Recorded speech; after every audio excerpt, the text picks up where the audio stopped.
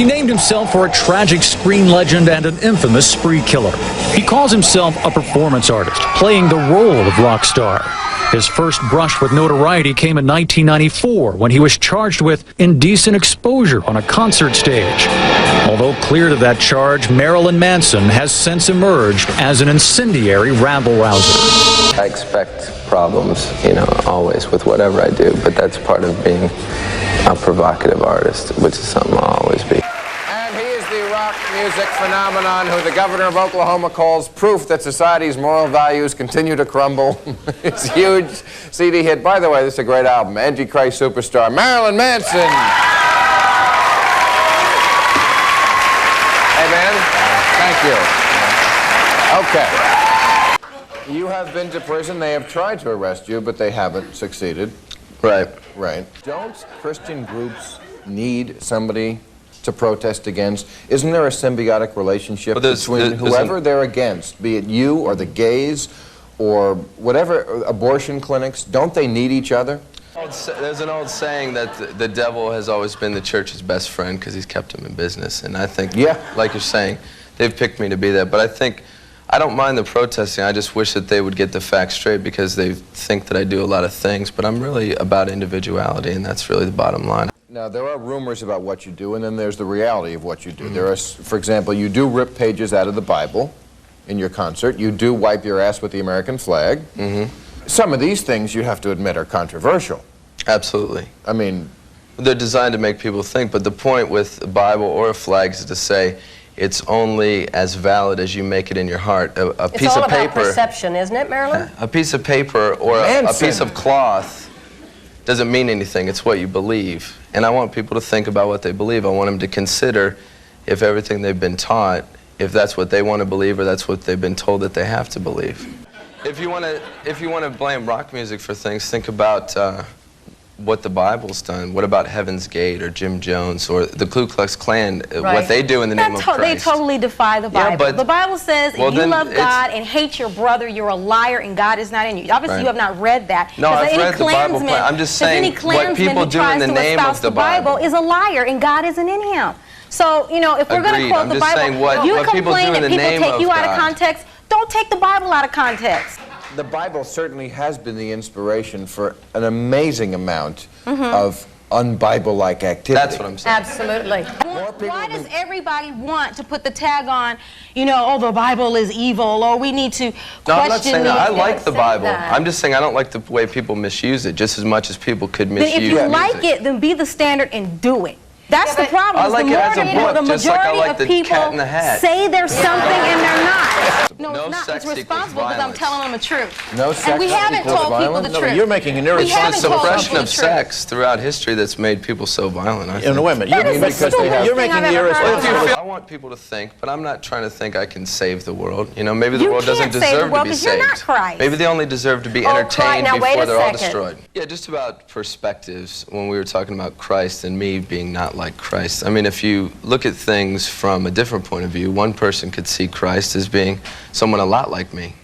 Someone with long hair, had a lot of fans, a lot of people that fought. He had 12 disciples. That could have been his posse, for all we know. And people were He hung out with hookers. He drank. Being like Christ is different than being Christ. And they killed him. And they killed him. But being like Christ is different than being Christ. No, I'm just saying have a perspective. And since we're on national television, I want to ask you. Okay.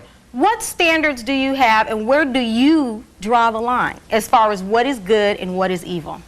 I have basic principles that kind of exist in all religions, even Christianity. Such as? Well, the fundamentals, you don't kill people, you know, a basic good person. Okay, so probably the same as yours. No, they're not the same. What do you make of the reaction of the people, especially in America? You've been having a hard time. Well, the reaction was necessary because too many people were asleep for too long and willing to accept beliefs that they've been told all their lives. And I just wanted to come along and make a record that make people question those beliefs, think about their fears and understand themselves more. Well, the problems that you've been having, I mean, this reaction is an exclusive an American thing, or you experience this sort of reaction also in Europe, in other places? Europe and Asia look at religion differently. Religion in America is very much like a business. It has very little to do with spirituality or God. It's more politics, and that's what I dislike most about it. So our problems usually remain in America. You were against the fascism of beauty. What sort of beauty were you talking about, and what sort of fascism of beauty you were talking about? It's more the idea in America that I'm against. That television instills this, if you don't wear a certain type of clothing, or you don't drive a certain type of car, or you don't believe in a certain God, then you're not going to be accepted. And it's kind of like an underlying form of fascism. It's not as blatant as things that we've seen in the past, but it's just as damaging because you grow up feeling like you can never fit in, and it makes you feel like you're not a person, and then I think that's a big problem. I'm telling people what I see, and some people are scared of that because they don't like the way I see it. Manson's last CD, Antichrist Superstar, was a critical and commercial breakthrough. And I don't want you, and I don't need you. But that release and his Dead to the World concert tour ignited a firestorm of outrage. The way the world reacted to Antichrist Superstar was just as much a part of my creation as the music itself. When I sit back at it and look at it a year later, the whole thing is my creation, not just the music, but the reaction, what the world made me into. It's all part of what I intended. There's a 29-year-old rebel who's still evolving emotionally. Are we going to listen to a kinder, gentler Marilyn Manson? I don't think so. I just think there's a greater balance. To become this strong Superman that I set out to be, I didn't realize that I had to have weaknesses as well. So I balanced myself out more. I'm more extreme now than ever. In what way? Ways. I feel more. I feel other people's pain. I feel other people's joy, and it's affected me as an artist. I've learned to have empathy now, which is something I didn't have before. People that are outside aren't thinking. They're basing their hatred for me on what they think I am, and that itself is the type of fear and ignorance that's caused so many people to suffer throughout history. There's an old saying, the devil's always been the church's best friend, and I think in this case they've made me to be the devil, and that's a role that apparently I'm pretty good at. My show and my performance and my music and what it's about is going against the mainstream. You know, Christ in most circumstances has been a metaphor for the closed-mindedness and the traditions, you know, that we've been raised on, and my point is to question those and to realize if you're believing something because you want to or if you've been told to. And that's really the bottom line of everything that I represent. Did you endorse mass shootings? No, absolutely not. So why you in Columbine? Because I happen to have a song in The Matrix that just come out, and they're shooting, and I had a video on TV called Rock is Dead. The kids weren't even fans of me. I think they probably thought that I was too much of a sissy because I was wearing lipstick. I don't really know. I don't know what's going on with them. Well, you must have got a bad rap for that. Yeah, it kind of put my whole career on hold. But a lot of people don't know about it because I had to really take an active stance legally against a lot of news places for using Marilyn Manson, which is trademarked, much like Mickey Mouse. It's not. Did you sue people? No, but I had to put a cease and desist order, so now people don't talk about it. So in some ways, I feel mad that, you know, other than Bowling for Columbine, which a lot of people at airports and things like that always say, oh, I didn't know you're so smart, what you said in Bowling for Columbine. And I always want to say, I didn't know you're so stupid, but I don't know you. As soon as it happened, did you know you were going to be somehow involved? Before they were showing anything, they said, a gang of kids wearing Marilyn Manson t-shirts shot up a school or something live on Fox, and I was saying, oh, this is why, you know. So now I think that I've been blamed for about 36 school shootings. There is a press release from your record company that says, nudity, self-mutilation, chickens, arrests, spitting. See them now before they're in jail, dead, or the biggest rock band in America. And I'm wondering, like, what is it shock value? Is it deep meaning? Is it science project? What motivates your work? It's a little bit of everything. I like to experiment with people's fears, see what motivates them, what scares them. And at the same time, I also sometimes mock the whole sensationalism of it all anyways. Sometimes it seems like I'm trying to be shocking, but I'm mocking the fact that people take it so shocking. Shock point's never been the point. It's just sometimes easier to get things across to people if you say it in a way that gets their attention more than something else would. Yeah. So you sort of intentionally bring it way over the top. So play with it. Play with the image. Yeah. And the embodiment of fears, or trying to face your fears through what you do. And in a way, if you embody your fear, you almost have some sort of control over your fears. Absolutely. Yeah. I mean, that's the way that I've always overcome things that terrified me, by becoming them. And you know, hopefully, if people who like our music can learn from that, maybe I shared something with them that means something to them. You know, that's the most that I can try and do, is to make people think. And confront stuff. Sure. Yeah. What is, like, your biggest fear? Of myself, I guess. Fear of losing control. Because I like so many times to put myself very close to chaos, but that makes me appreciate control even more. Do you feel like you've got control over the chaos, or is it just an attempt at it? That's an everyday battle, you know, which makes life worth living. If it wasn't that way, it would be pretty boring.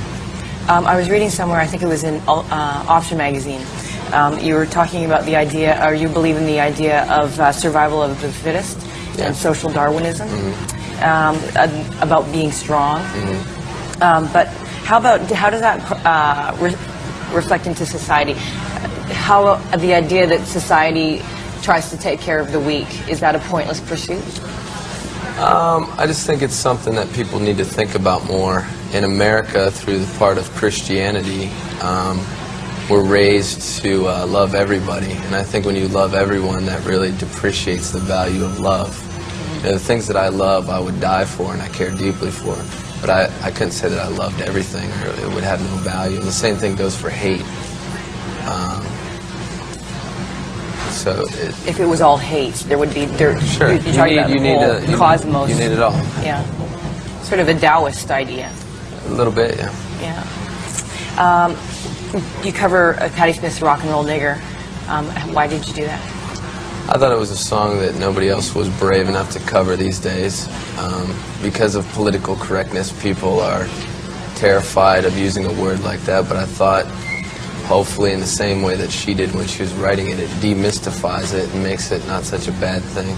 At the same time, the song talks about being on the outside of society and not wanting to be a part of what everybody else is trying to make you fit into. You come from Florida, and that's one of the most conservative states in America. Do you think that has anything to do with your work? Trying to go against that sort of censorship? Florida's, you know, got a great responsibility in why I exist the way I do, because it's a state where it's very sunny, everyone's having a good time and going to the beach and tourists, and if you're smart enough to realize that life's not just about that, you're going to build up some resentment, and the way that I put that to good use is by making music. Some other people may, you know, take it out in a different way, and that's where you end up with Jeffrey Dahmer and Ted Bundy and people like that. But I think there's no real difference between artists and killers. I think that's the way that they're expressing their art. You know, it's not necessarily the right way, but they weren't lucky enough to figure out a good avenue like people like us have. Are your parents very supportive of your work? Yeah. Yeah. In a strange way.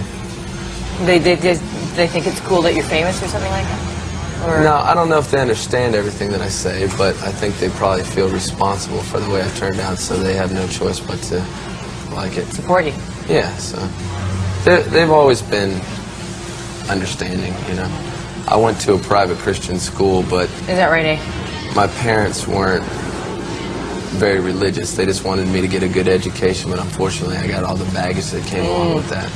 Do you think the message is, if there is one that you could...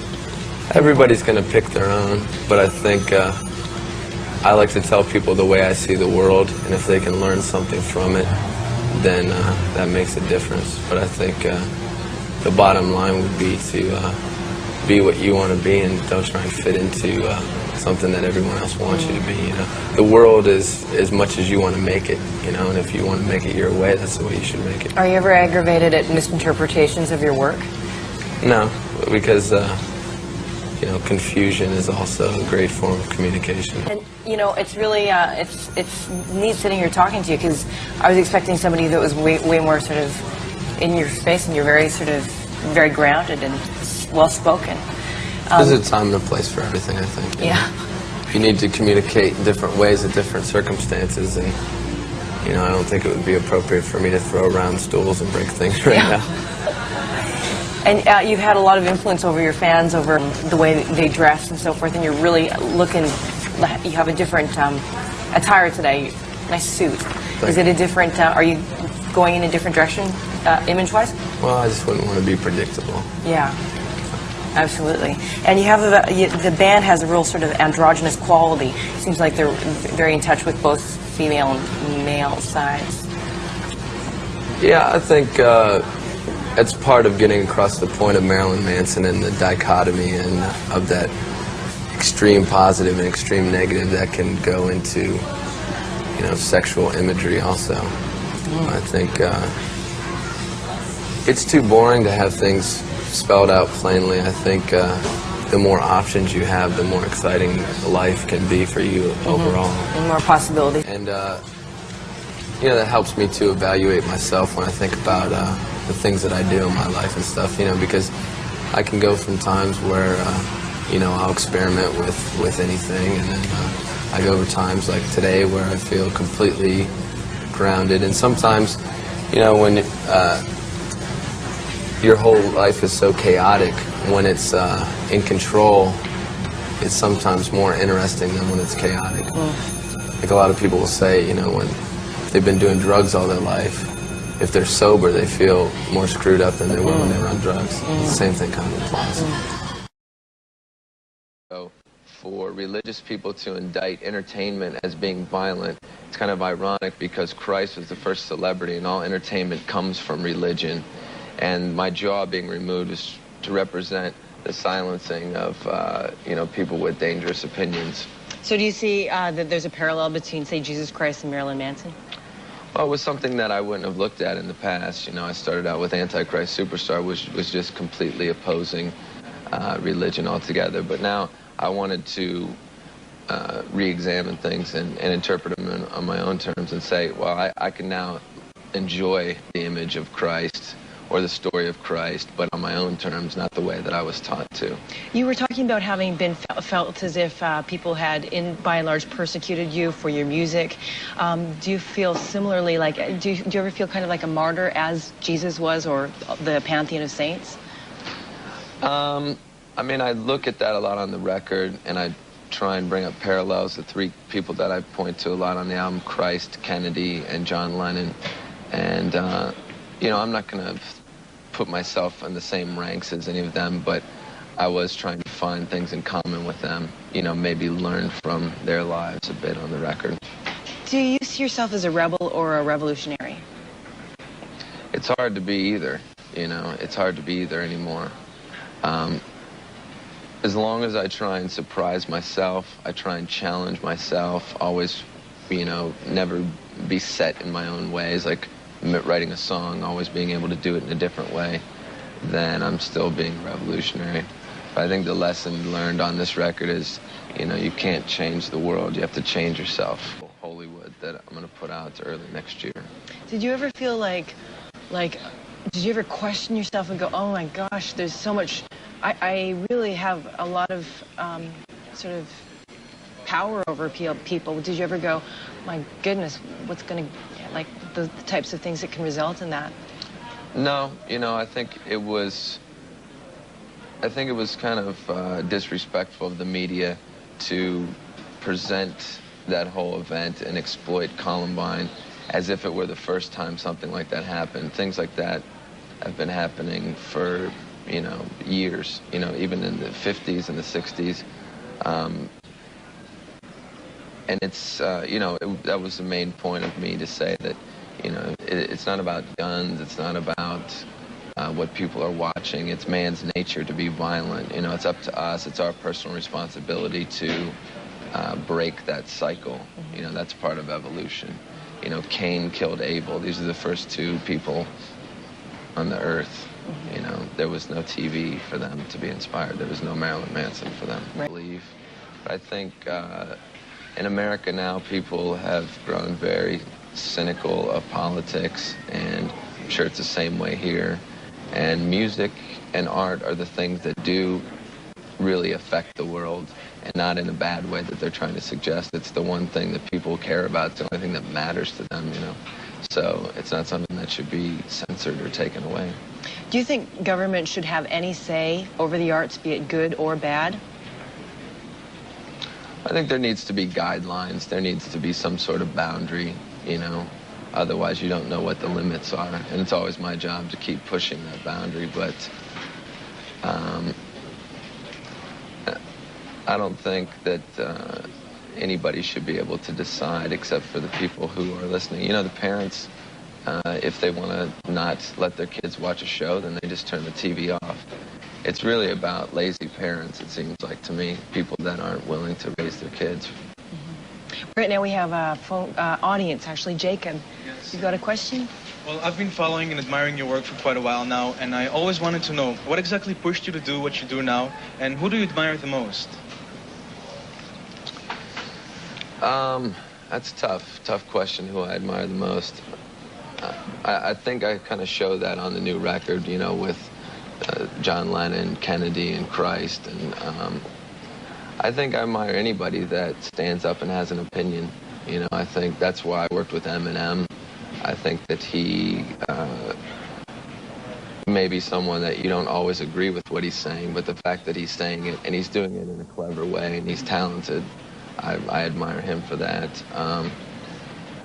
The thing that pushed me to become what I am is probably the same thing that you're feeling as well, you know. Anybody who has awakened enough to see the way the world is, you can't really contain yourself after that. A lot of people go through life blind and ignorance is bliss, but once you know, then you have to do something about it. And so instead of being negative, I try and focus it all into something positive like music. No, you know, if you're a true nihilist, that can be very tiring, you know, but there is elements of nihilism in what I do, but that's about destroying and creating, not just destroying.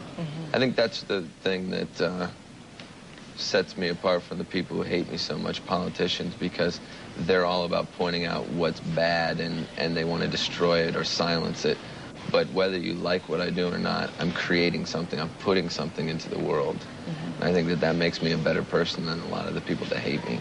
Heaven. Now, what's your idea of, say, heaven? I really think that those are, you know, man-made ideas like Santa Claus and the Easter Bunny, you know, to keep people in line, to give them some sort of, I think it's kind of selfish to say, well, I'm going to behave so that I get to go to heaven. Why don't you just want to behave, period, you know? I think it's when you put an agenda to it, that's the hypocrisy that exists in religion. The people that want so badly for you to go away, are you in some way afraid of them? I'm afraid of what they represent. That's the sad thing that I learned most about religion over the past year, is that God exists more in art and in music and creativity than it could in any religion, because there's too much anger and fear and hatred there.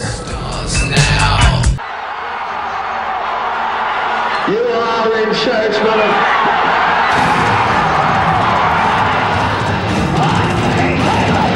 Welcome to the altar of Marilyn Manson, the most controversial rock and roll act on the road today, coming soon to a sold-out arena near you. I've always identified with the character of Lucifer in the Bible. Taking the names of two American icons, Marilyn Manson creates a performance that is a paradox of glitz and horror. The ghoulish makeup might remind you of bands of the past, but if you think they were outrageous, then get ready for the new king of shock rock. As the Beatles were bigger than Jesus, Marilyn Manson is bigger than Satan. The most ironic thing that these people always fail to realize is that the lack of hospitality that they greet someone like me with is just very unchristian. I think that's the biggest paradox of all. As a kid, I remember all the bands that I ended up listening to, David Bowie and Black Sabbath and Kiss and things like that. I had heard about all of them through my church because I was told this is what I wasn't supposed to listen to, so I went out and bought it immediately. The forbidden fruit Brian Warner savored as a boy, Marilyn Manson now dishes out to a hungry new generation of fans.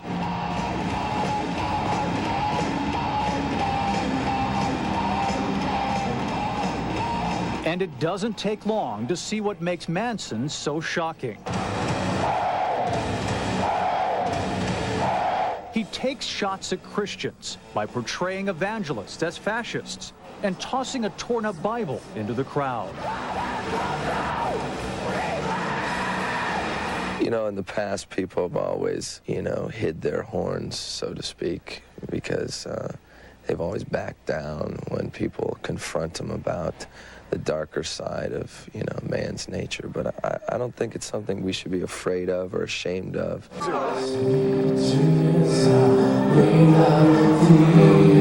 Rising out of the South Florida club scene, Manson comes to town riding a whirlwind of national publicity. Rolling Stone readers named Manson Best New Artist. But not everyone in Wheeling is looking forward to tonight's performance. We must continue to pray. Presbyterian minister George Kurtz and others in the Christian community are outraged over Manson's reported involvement in the Church of Satan. Marilyn Manson, he's evil.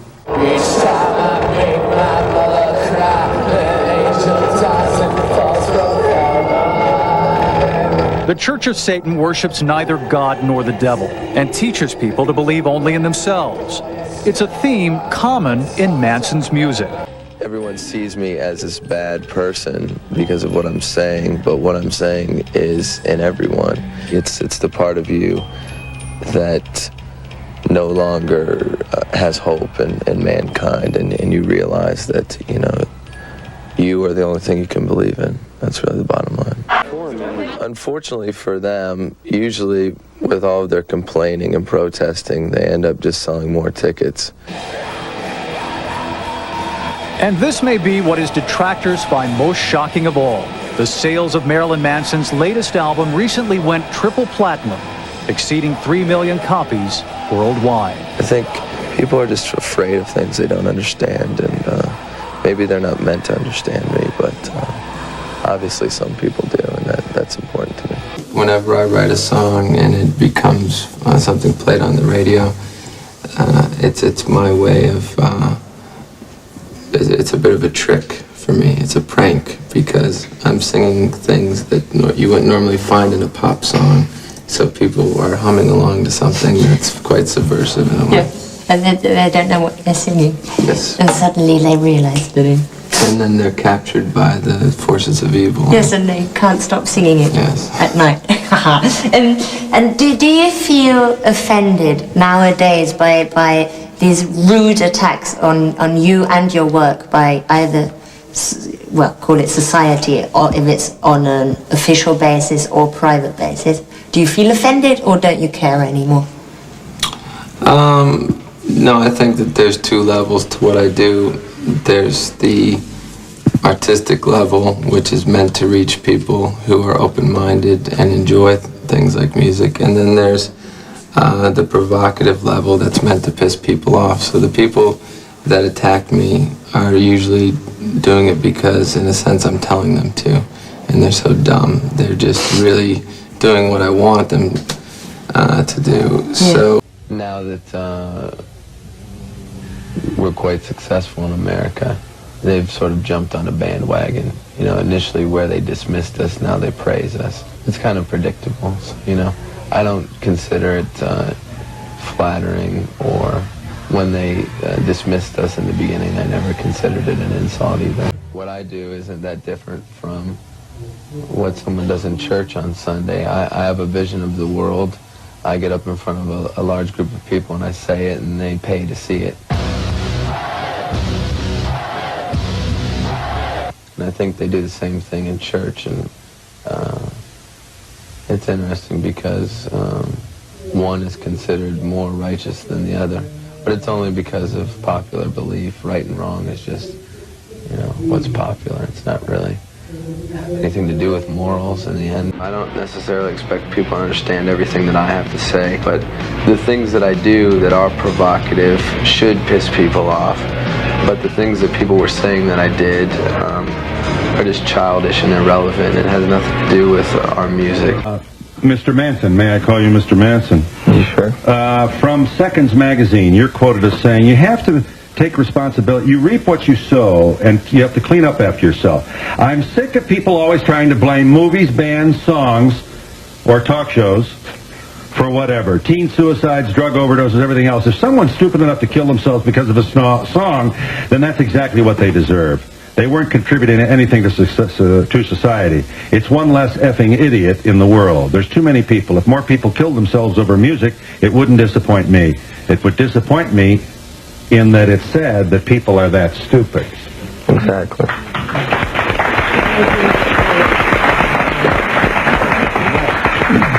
We try and discourage people from even coming on the stage, because that's my place of business. If you come where I'm doing my business, then you should plan on doing business, or you're going to get hurt. Well, doing business, in other words, if they come up on the stage... There's a lot of heavy instruments and things like that. If you're coming up there, you're going to get hurt. There's a good chance. You know, we try and discourage people from coming on the stage. Right, how do you do that? We make an announcement before the show. But if somebody comes up on the stage, they're likely to be... Well, the bouncers shove them back out, and that's how they end up getting hurt all the time. Well, yeah, I do too. If they hit me, I'm going to hit them back. Right. Here you are with a bit of profanity with a stage crasher. Watch this. Marilyn Manson, the performer, encounters a citizen from the audience and says what? You keep coming up here, you're going to get beaten or raped.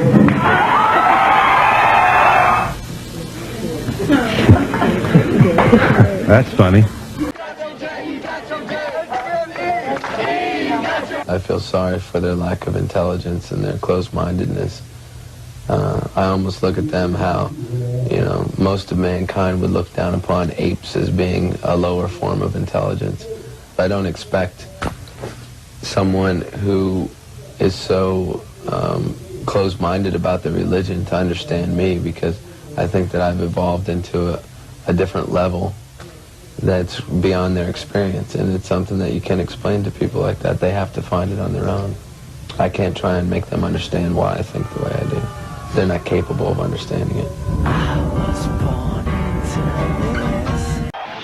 Well, I'm very much into philosophy. A lot of different philosophers that I've read over the years, like Nietzsche, Darwin, Freud, Aleister Crowley, and finally Anton LaVey. And fortunately, he's, you know, still alive, so I got to meet with him and talk about his ideas and things like that. And in America, Satanism is sensationalized and kind of misunderstood, and people associate it with worshiping the devil and things like that. But it's really a philosophy about individuality and self-preservation. It's about you know, being your own God. And you know, that's a lot of the things that I've agreed with, so that's why I became friends with him.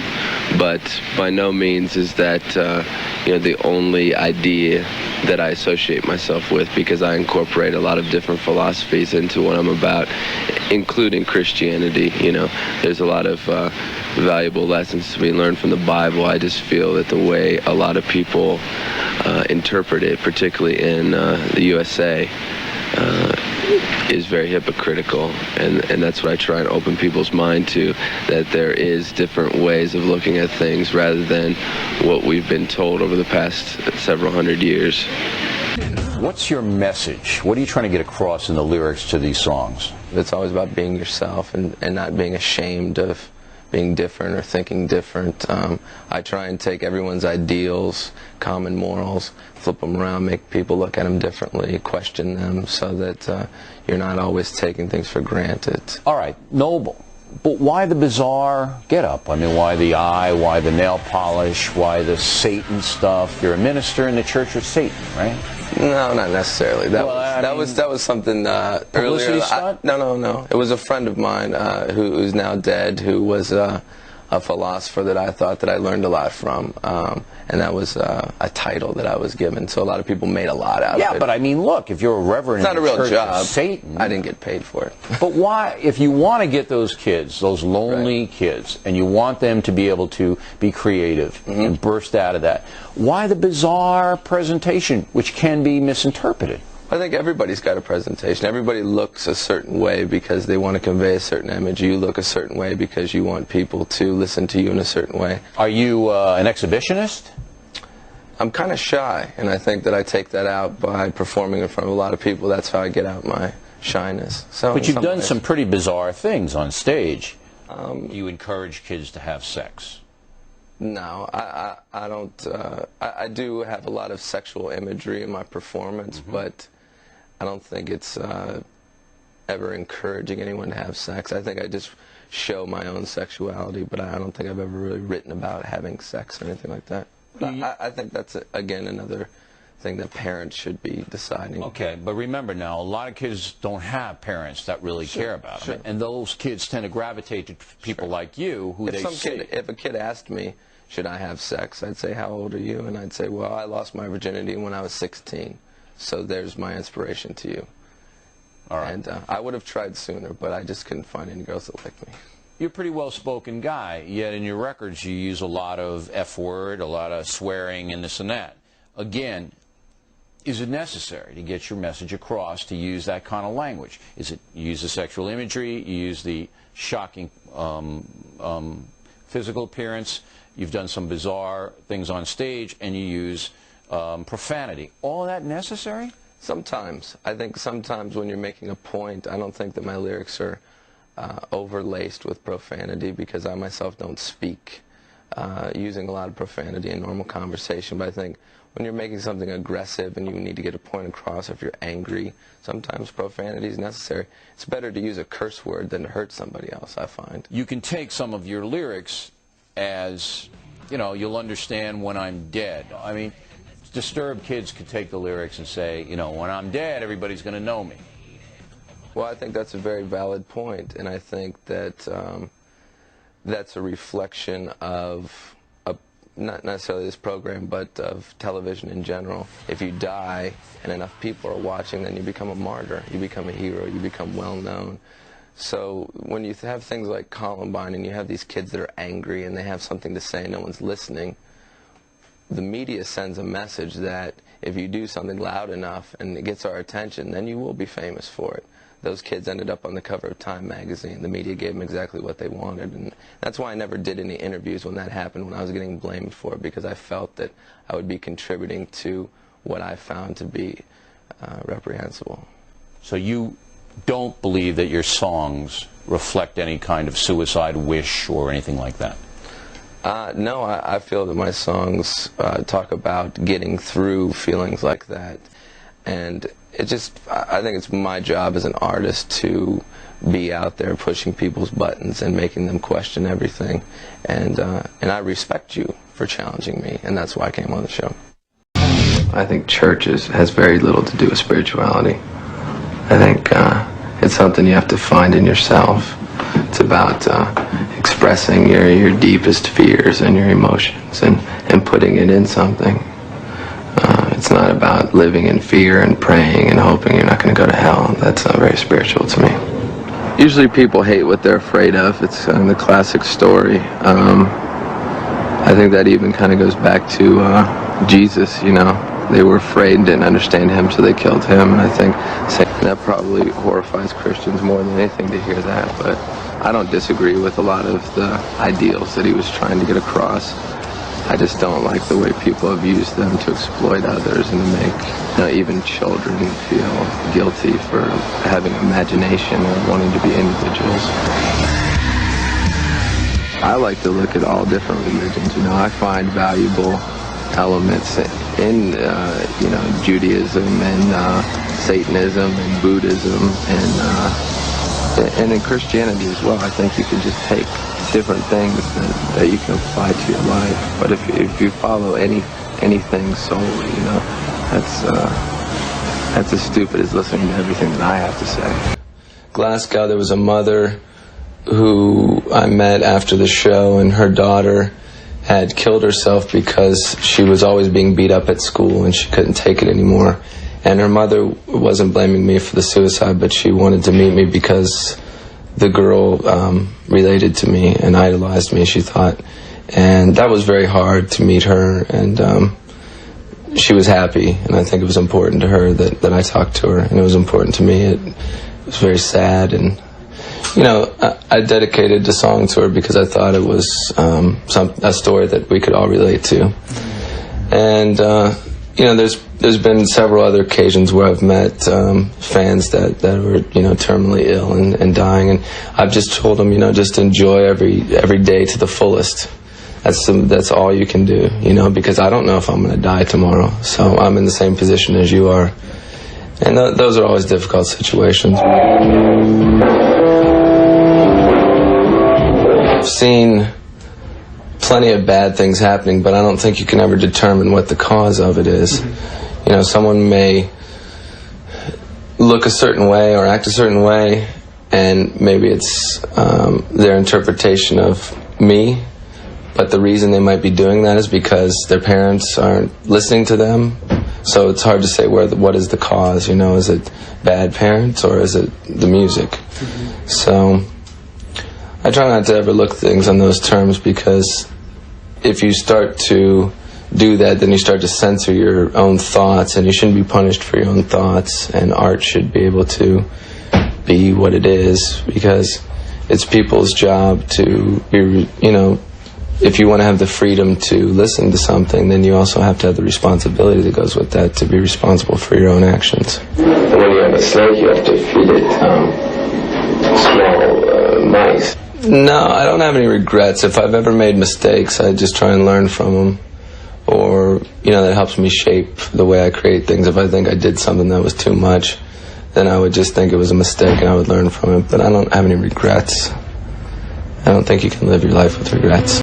I like the idea of teaching. It's probably, in some strange way, what I would possibly do in another reality. I always try to explain to people that I think that art is far more important than politics. And for some people like me, it is the closest thing that can be religious. I think the idea of God is supposed to be about creation. So I think artists put things in the world. So I think that ultimately is spiritual for me. Do you feel that the government or the establishment, the powers that be, that they use religion and the media in order to manipulate and dumb the people down so that they control us? I think that's the principles in which religion was created in the first place. I'm not someone who does not respect religion if that's what someone believes in, but I don't care for the way religion is used to manipulate people. Do you feel like we're entering some kind of new proverbial dark age of censorship, and do you feel that that's fodder for new art, or is it going to be too restrictive? Ultimately, I think it's it's the government's way of trying to show us what we know, that art is important. The fact that they're trying to stop it or control what it says justifies what we're all talking about right now. But who was to blame? all the experts had an answer. Angry, heavy metal subculture. Where were the parents? Violent movies. South Park. Video games. Television. Entertainment. Satan. Cartoons. Doom. Society. Toy guns. Drugs. Shock rocker. Marilyn Manson. Marilyn Manson. Marilyn Manson. Marilyn Manson. Marilyn Manson. Marilyn Manson has canceled the last 5 dates of his U.S. tour out of respect for those lost in Littleton. But the singer says artists like himself are not the ones to blame. This is perhaps the sickest group ever promoted by a mainstream record company.